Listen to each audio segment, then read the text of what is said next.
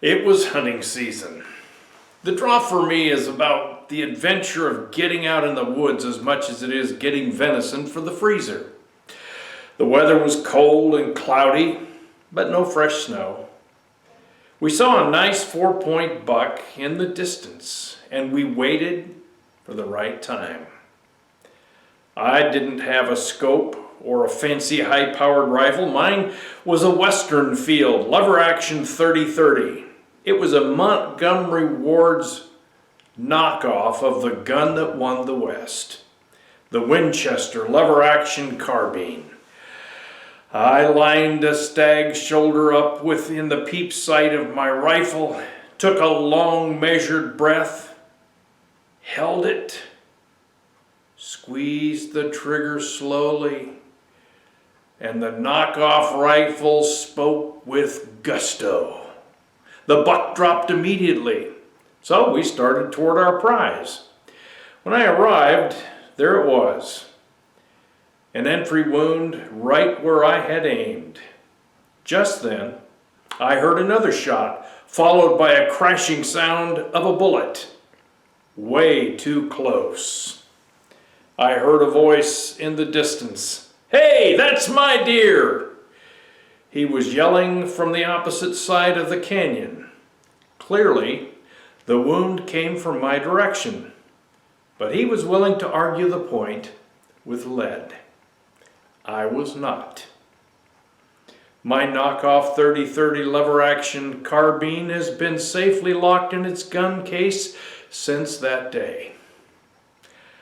I just received a letter from the IRS informing me that they have changed my tax filing from several years ago. I disagree, but they have lawyers on payroll. I do not. Once again, they win the prize. Sometimes it's not worth the investment to prove a point. Sometimes it's better to walk away rather than to let issues sap your life and rob you of peace. This is probably one of the most overlooked parts of Jesus' living parable. In Jesus' sermon on anger, this was his conclusion. Therefore, if you're offering your gift at the altar and there remember your brother has something against you, leave your gift in front of the altar. First go and be reconciled to them, then come and offer your gift. Settle matters quickly with your adversary who is taking you to court. Do it while you're still together on the way, or your adversary may hand you over to the judge, and the judge may hand you over to the officer, and you may be thrown into prison. I tell you the truth, you will not get out until you have paid the last penny. That's Matthew chapter 5, verses 23 through 26.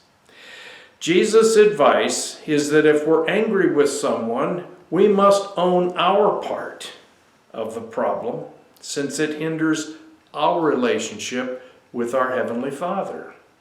And then find restoration with the other person engaged in the dispute. Not for justice, for our own peace of mind.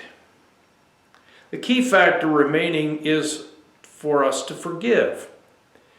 See, harboring a grudge is like drinking poison, hoping to kill the other person. Jesus said, "Forgive and you will be forgiven." Luke chapter 6, the second part of verse 37. Forgiveness is awesome. I hope you use it today. Bye-bye.